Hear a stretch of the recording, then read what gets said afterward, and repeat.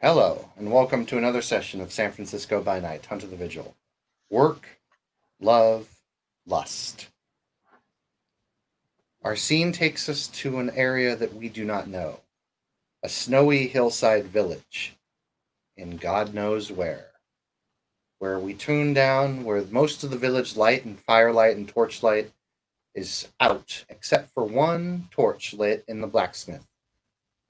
And a man that we know, or we think we know, is currently there making some sort of weapon or armor. Our scene will now take us there. All right.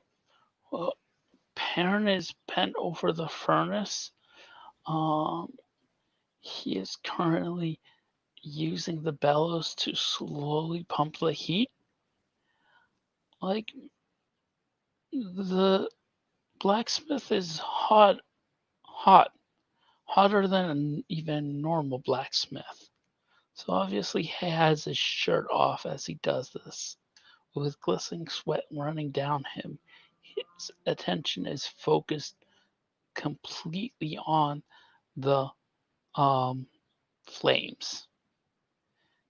After all, while Indeed, I'm not sure, his masters are cruel, and he needs the to chain focus. is the chain is searing your ankle, but at this point, there's just no point in even trying anything. The heat is unbearable, which is why your shirt is off because it's actually almost -20 outside. But in this area, it's almost too hot. So if you go outside, the chain is long enough for you to reach outside.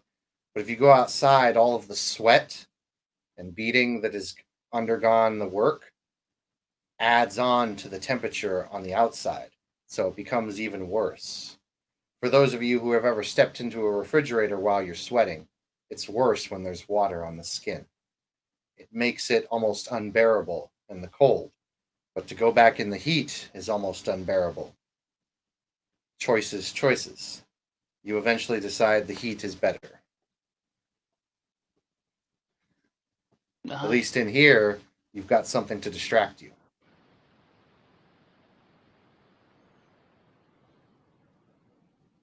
every once in a while, I'll glance towards the door, glance towards my chain, but then with a um, resounding sigh, get back to work. No doubt I've tried breaking this chain already once. There's a knock at the open doorway. This is an old fashioned blacksmith, almost like something you'd see in medieval times. So it is an open doorway. You I'll see a turn. you see a woman in a green dress, fairly good looking, maybe mid 20s, dark tan skin, black hair, brown eyes. I'm sorry to disturb you, Mr. Blacksmith. I was just wondering if you wanted something to eat. Pauses for a sec, trying to decide if this is a trap or not, before he slowly nods. She brings you a basket of bread, butter, and some water.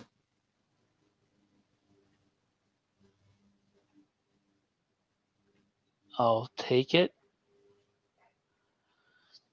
Look at the bread, breaking a piece in half.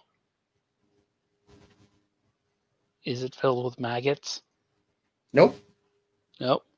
If that's the case, I'll quickly um, dip into the butter and stuff it down, drinking the water as I do so, not knowing when I'm going to be able to eat next. It is delicious, but unfortunately, one of the conditions that's been set upon you is you are a battery. Batteries require infinite fuel. So even after you finish the entire basket, you're not ravaging hunger, but you're still hungry, even though the basket had maybe about a good 12 loaves in it. I'm going to frown at the bottom, picking out the crumbs as I look up at her. The woman bows to you and she says, "I'm sorry. That's all they would let me give you." The Perrin will just nod as he finishes picking out the crumbs and then hands out back the basket. She says, "I am sorry. Thank you for everything you're doing here. It's helping us. I know it's sick, but it is helping us.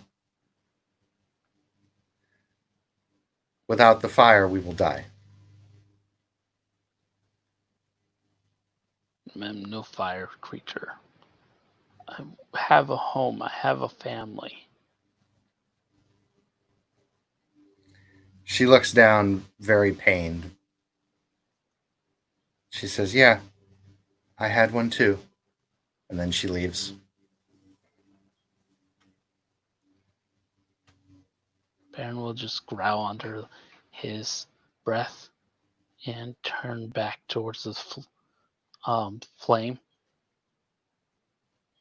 and The begins. flame, you notice that as you turn back toward the flame after your hunger, after you ate and regained a little bit of satiety, the flame grew bigger and it grew even hotter in here.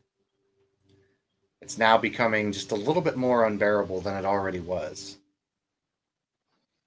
I will sigh and go back to pumping. Pump through the heat and you work through the night. This has been your routine for the past several weeks now.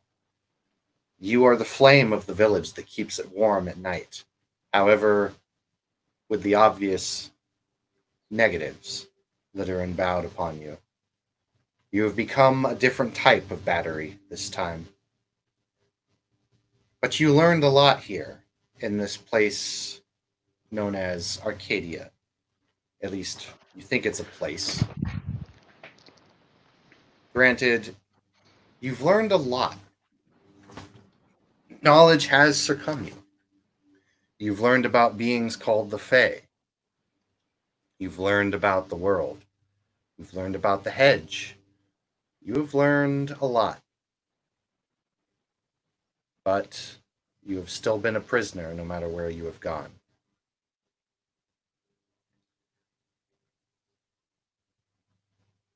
No matter which gentry it is, I'm just a piece to be traded. Yes, well, sometimes that is the point. You hear a voice behind you. My back freezes and I turn slowly. You see a man in black boots, black pants, and a black tank top with black hair, kind of not very long, but with white tips at the end of each one. And he looks to be in his mid 20s, kind of a college frat boy, almost kind of a look. Brown eyes. He says, "Hello, Peyrun. Pleasure to finally meet you," as he's tossing a coin around. Perrin will slowly tilt his head and go, "You're not my normal customer." "Oh, I'm certainly not one of your normal customers. Actually, I'm surprised I was even able to get up here. Nonetheless, it was a interesting journey." Be you man, fey, or fetch. I be neither of those. Then this isn't the realm for you. Perhaps not. Nonetheless, I noticed you were down and out of your luck. I was wondering if you would like to get out of here.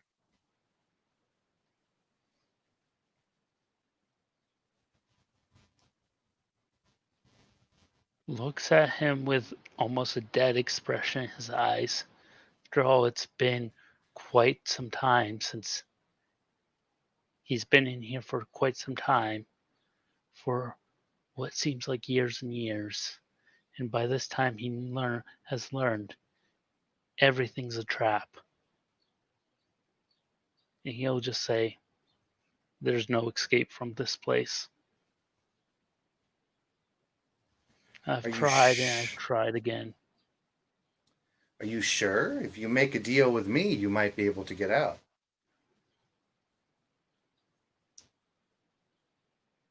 Pauses tilts his head and goes, "What type of deal?" Oh, nothing too radical. You merely do some favors for me when you get out, regardless of what they are, and that's it.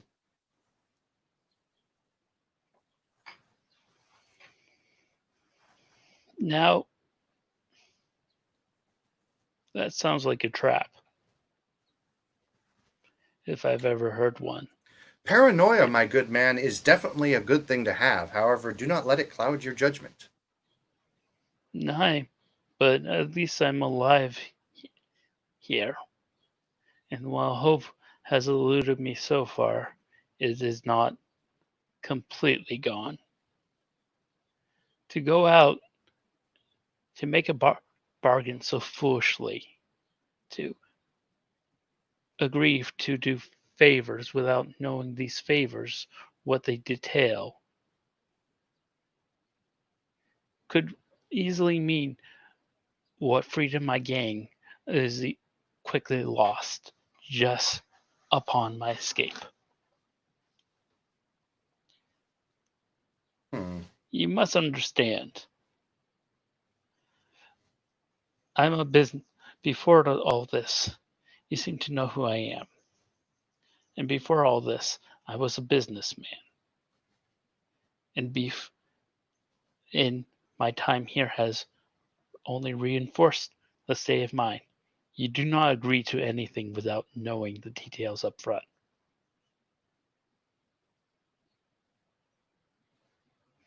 You say you may help, what you may grant me from this bargain may help me to escape.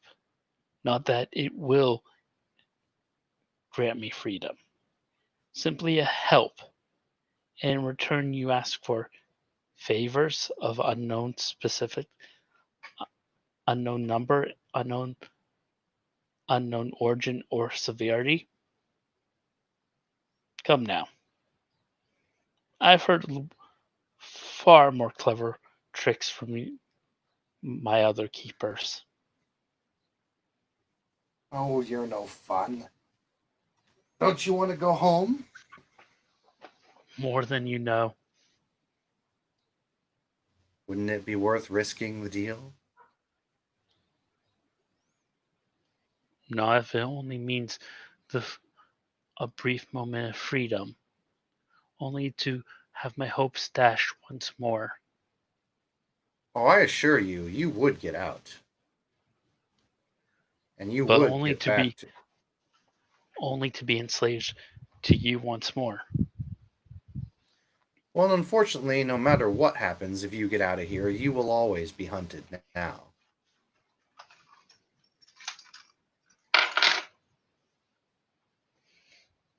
Takes a deep breath.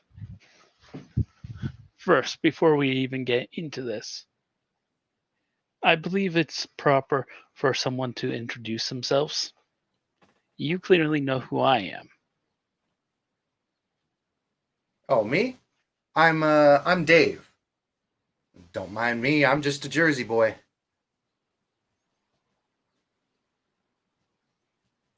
Now, can you tell me a little about these favors you want? Well, you see, I got this group of people that I met recently, and they killed one of my business partners. And although the deal is void after he dies, which I was very thankful for, he was a bit of an ass. Unfortunately, he didn't follow through with his end of the bargain. And due to some rather incompetent and very rude other associates, I was denied my payment. So I was probably going to ask you things like spying on these associates.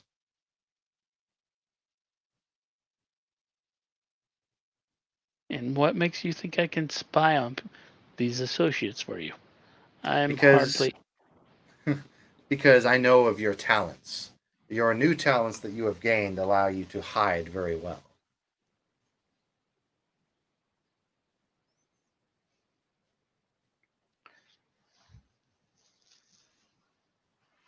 rubs his chin. Still,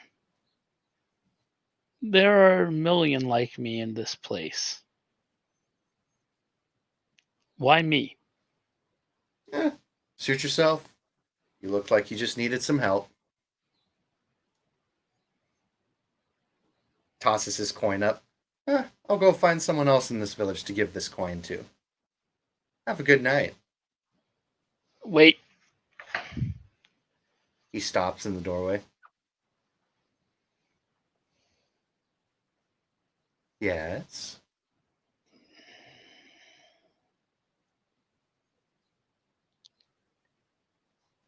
how long would I be in service?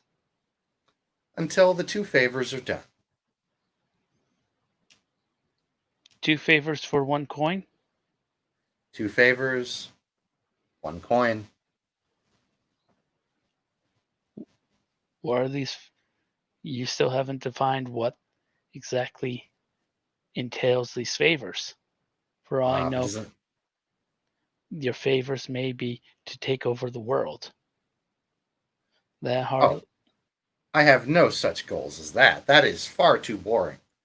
I'm more innovative than that. I am merely a man who goes around and helps people when they're down. And how may requests? So 1 favor is 1 request, yes? Typically, I do a 2-to-1 ratio. I have to guarantee that I get paid. No, you're giving me 1 coin and you're getting 2 favors out of it. So I assume each favor is simply a request. Requests that you must do unless you wish to fork over the payment.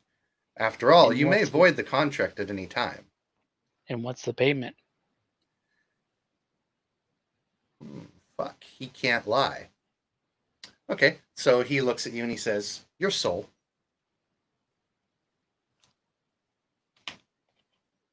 Looks at him blankly, then turns back to the bellow. I'll find my own way out. Oh well. As I said, I'll go find someone else to give this coin to. And as he's walking out, he's like, so many more easy people in Jersey to do this to. Then go back to Jersey. Goddamn Perhaps, East Coasters. He chuckles. Perhaps I shall. But I think there's one in particular in this village who would really want my coin. Maybe I'll go talk to her. And he walks out into the snow. Wait. As he looks at him. Walks back in backwards without even looking. You see, everyone always has something that tightens at their strings. I can't let you entrap someone else. I can't let you entrap her. Well, what are you going to do about it? I mean, I am a free man. I can do as I please. I can go talk to whoever I please. I'll take your deal. Really? Well, then, he sits down on the bench. I knew you'd come to your senses eventually.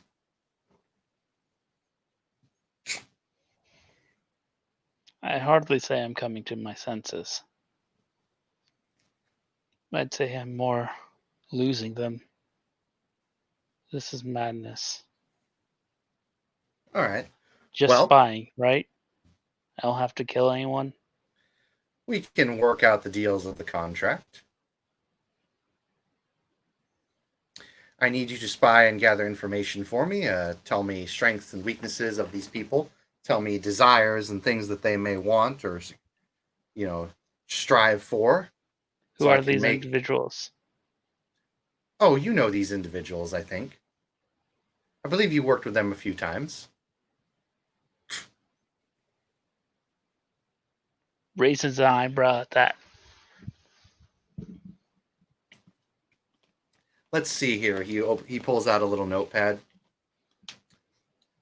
Caden Ellison, Cassandra Fletcher, Seamus O'Flynn, Nathan Banks, Abel. These names sound familiar? Nod slowly. Yeah. I'll Well, I do will the need you. first three, but not the last two. I suppose I could work in on that. So you will spy on Ellison, Fletcher, and Flynn for me then. I barely know those three. The other two are my Okay. friends. I do not betray friendships. Well, I suppose that's as good a cause as any. I suppose. So for these three, you will inform me all of their strength, weaknesses, desires, etc., etc. Basically, give me full-on profiles of them, and you will also do things to encourage despair.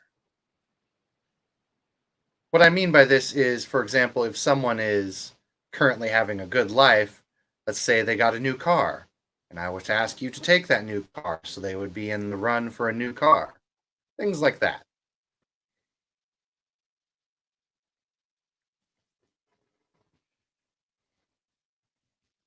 To what end? That's Am my I to business. spend am I to spend every waking moment trying to make them despair? Am I Oh to no no no no spend no no no no years no no and no no years? no no no no. No, I'm not that. I'm not that cruel. You would merely do it when I ask you to. And how often would you ask?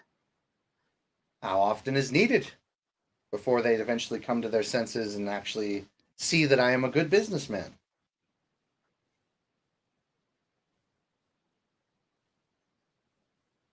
Yes, but still, this sound you're not giving me much information. Still sounds like servitude trading one master for another. How about this then? Why don't we lessen the deal? I'll give you a coin which can help you to find the way out. And all I will ask of you in return when you get back to the mortal world is to tell me strength, weaknesses, and desires that they want. That seems easy enough, right? I won't even ask you to do any favors. Just give me that information. Very well. It won't be quite as good of a reward, but it might help you get out of here. I agree. That's simple enough.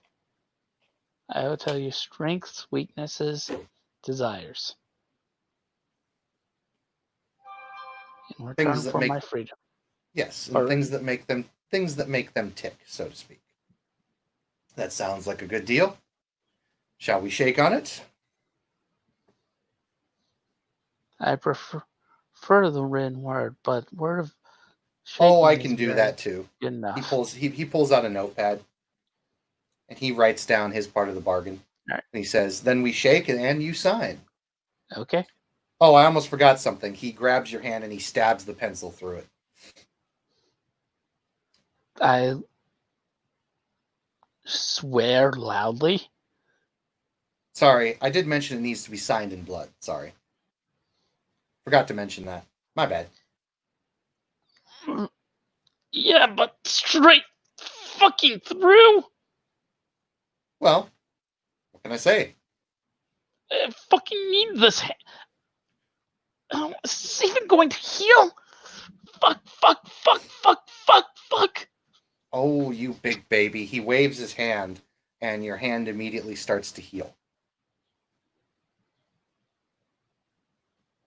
Looks up, suspicious as hell. Told you. I'm a good businessman.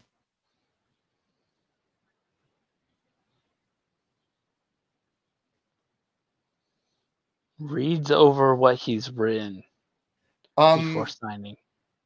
from what you can tell, at least out of character, he can't lie.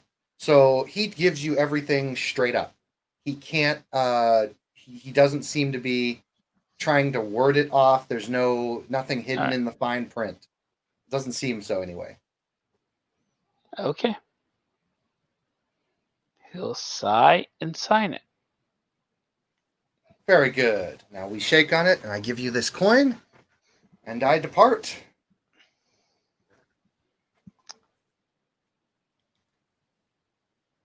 I'll take the coin. Okay, do you shake on it? Yep. So you shake on it. You hear a little tiny thing in the back of your mind, almost like a latch or lock clicking. All right. And then he gets ready to walk out and he says, "Pleasure doing business with you, Peyrun. I hope you find what you seek. I will contact you when you make it back into the world, if you do make it back into the world. Good luck." He'll And then nod. as he's walking out of the door, he says, "Now where is that cat?" And he goes walking off to the right. Slowly, as he leaves, slowly lifts the coin to study it. It seems to be an Aztec coin from the old Mayan or Incan eras. It's got some odd scriptures on it that you don't know off the top of your head, but it looks very nice. It's an authentic old gold coin.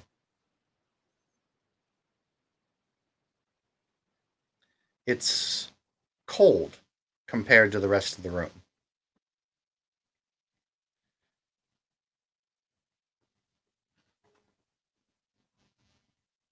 Now, how do I fucking use you? The coin kind of pulsates just a little bit.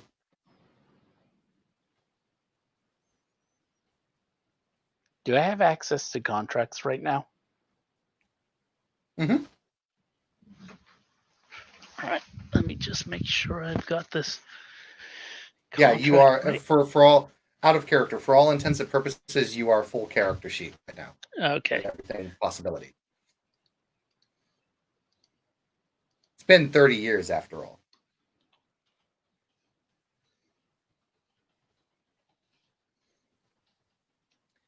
And most of that time was spent as a battery. Of one type or another. Yep.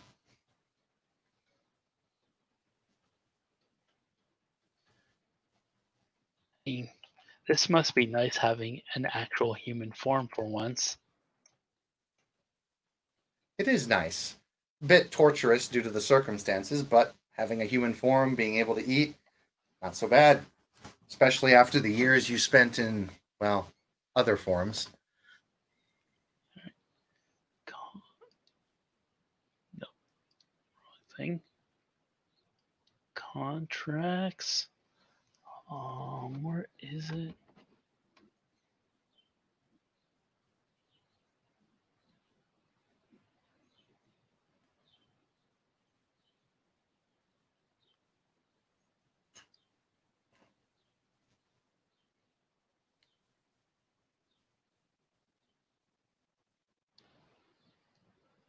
Yeah, I didn't actually take that one. So I'm just going to study it for a little bit and then try tossing it up in the air like he did. You toss it up in the air and it comes back down to you. You feel it pulsate again. From your knowledge of the world, the hedge, you might need to spend something to activate this. Yeah. I'm going to try feeding it glamour. The moment you feed it glamour, what is your greatest desire right now? To be back in my shop. All right. So it glows brightly and the coin flies up into the air and a golden doorway appears in front of you. I'm going to look back at the door, look at the fire, then shrug and head towards the doorway. At first, you think the chain that is strapped to you will stop you. However, the chain melts away. It burns your flesh, searing, but it's nothing you haven't felt before. And the chain just melts past you, and you walk through the door. You step out into a blizzardy night, very far away from where you are. You remember this place. This was the place where you first arrived here. It's blizzard, it's cold, it's freezing, and you start to wander and look for the area where you first came. At first, it seems at a loss. You spend a lot of time wandering around in circles. Again, you feel hopelessness succumb you. But the coin glows a bright yellow and then shatters, and it seems to pulsate. And after a while, you feel like you won't find what you're looking for until you hear a familiar sound. It's not a sound you've heard in a long time. It's like that of a dog barking.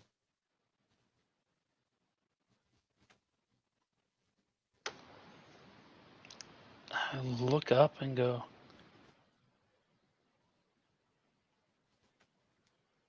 Bowser? You hear the bark come a little bit closer. Oh, that must be foolish. That can't be. But sounds just like him. And I'm going to start slowly at first, but with picking up speed, run towards that bark. Eventually, you come to a rose bush, and you see it's short enough that you can see over the other side, but you can see on the other side a very familiar dog trying to get over it, but can't. The thorns keep poking his paws, and he hurts, and he backs off and whimpers a bit. It's Bowser. I'm going to just, with wide eyes, ignoring the thorn bush, plow my way through. You plow through. You take 3 lethal damage. All right. Just plowing through, letting the thorns tear at my skin, releasing smoke and electricity as I do so, as I'm just going to tear my way through. Eventually, as I make my way through onto the other side, just grab onto Bowser and hug him tightly. The Found dog me. is Bowser is very happy. He's wagging his tail, licking your face, Found me. just unbelievably Found happy to me. see you. That's. I miss you so much, boy. But how? Are you still here? Of course I did, master. Blinks? You didn't think I'd leave you here. It took me a while, but I found you.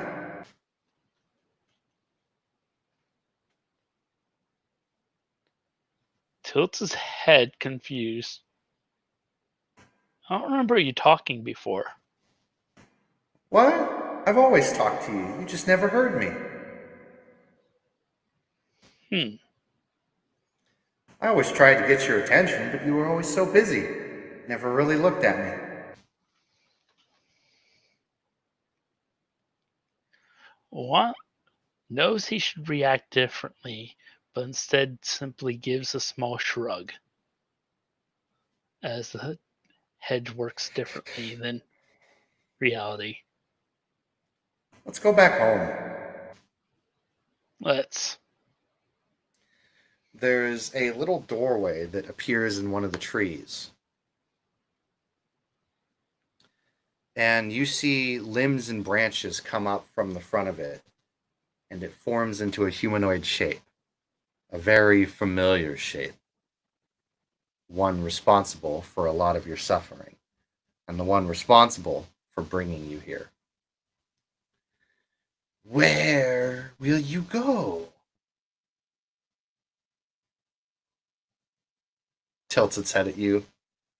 An awkward angle. Bowser starts growling. You don't honestly think they'll accept you there now, do you? Gives a small laugh. You don't know me very well. Never been accepted anywhere I go. But I have Bowser now. Have Oh, my I know dog. you. I know you quite well.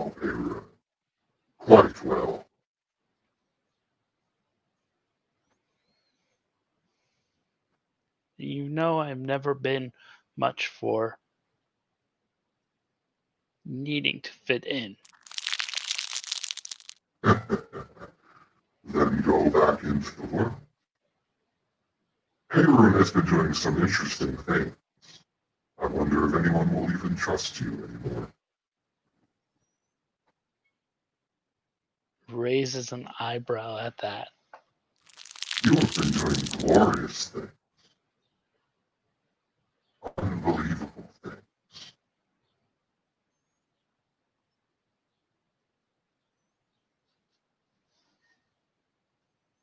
Don't know what you're talking about. As he heads towards the door, he plows through it. You will.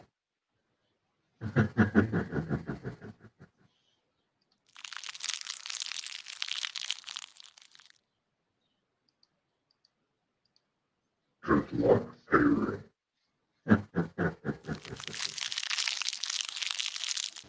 Now, my question is, where does Perrin come out? The door leads you outside of a small area that's about maybe 20 miles from San Francisco, out in the wilderness at this old watchtower that used to be used as a ranger service station. You can see way off in the distance the city of San Francisco. You are at the top of the ranger tower.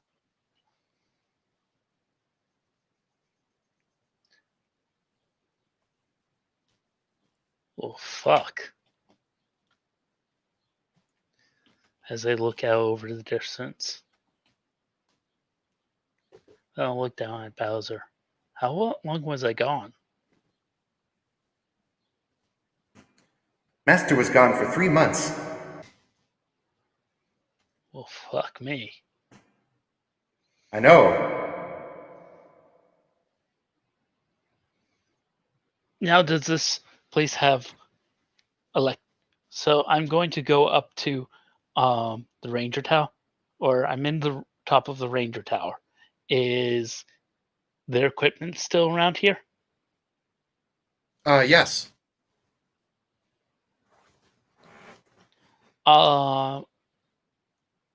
Is there a phone? There's a phone, but it seems that the line and power is not working. Or at least Power the I power can isn't. supply. Yeah. The line's attached. It's just the power is not on. Yeah. So I'm going to reach out for it and try to power it up. You reach out, you go to power it up, you do so. All right. And I'm going to dial Mr. X, as that's the first thought I have, is I need to reach out to someone, and Section 9 has always been. Okay. The phone rings for a bit, and you hear a very raspy, tired voice. Hello. Mr. X? There's a very long pause. Who is this? It's Voltrek. I've been away for a while. I think I made it back. Son of a bitch. Where are you? Looks out and goes, not sure.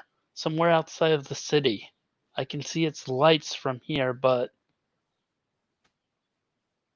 I'm in the forest. Okay. We'll send someone to get you. Can you keep this line going? For a bit. Okay. Shit. Are you secure? Looks down at Bowser and goes, no, I don't think I'll ever be secure again. Okay. Well, we'll talk when you get back. We'll send someone out to get you. All Stay right. put. I'll hang up the phone. Oh yeah, one more thing. He says a code phrase, and he says keyword crossguard Thresh Protocol Phase 1.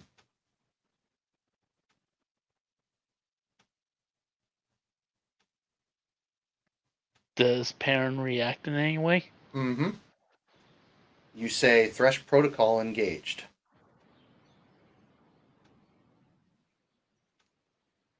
Granted, nothing happens after that due to the fact that you are a different thing now. Yeah. And certain aspects are not the same. But then that's all you say, and he says, I see. Okay. Well, good to have you back here. Well, like I said, we'll send someone to get you as soon as we can. Stay put and stay safe. Will do, sir.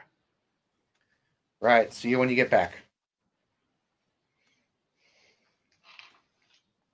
And then eventually, after what seems like hours, eventually a flying squad car comes to pick you up.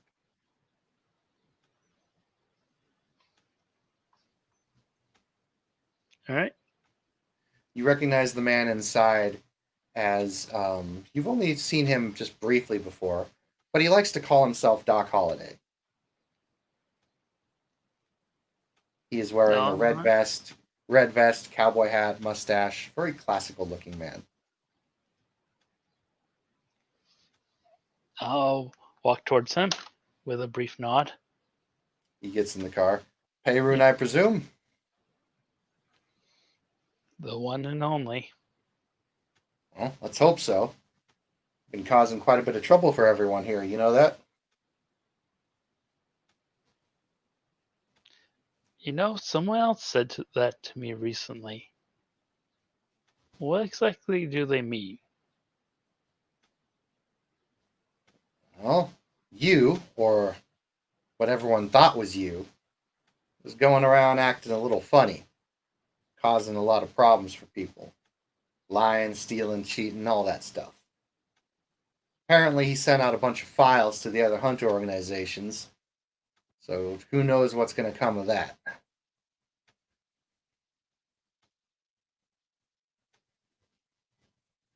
You exposed our secrets.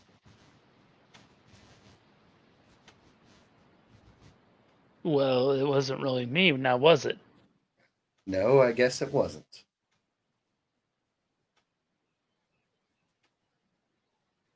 Nonetheless, I'm still a bit paranoid. I mean, I think it might be you. You certainly seem like him, but so did the other guy. You'll have to forgive me if there's a lot of people who probably won't trust you from now on in. Gives a small shrug at that. That's nothing new. Nonetheless, let's get you back to Section 9, get you a shower and some hot food. You kind of, no offense, but kind of smell. That's what happens when you work in work nonstop at blacksmith for 6 years. Well, tell me all about it when we get back. And then No, I don't think I will. he looks at you kind of odd, shrugs, continues to drive on back to Section 9. The camera will fade out. Okay, go ahead. As the memories of that time slowly fade from him. He slowly pulls into the station of Section 9, and the camera will fade out to the rainy night of San Francisco, and the cyberpunk music playing, and the ashes of what was once a grand mansion facility on the outskirts of San Francisco, as it smolders and still sizzles even after a night, and the moon is full. Thank you, players, for playing. Thank you, watchers, for watching. This has been another session of San Francisco by Night, Hunter the Vigil. See you all next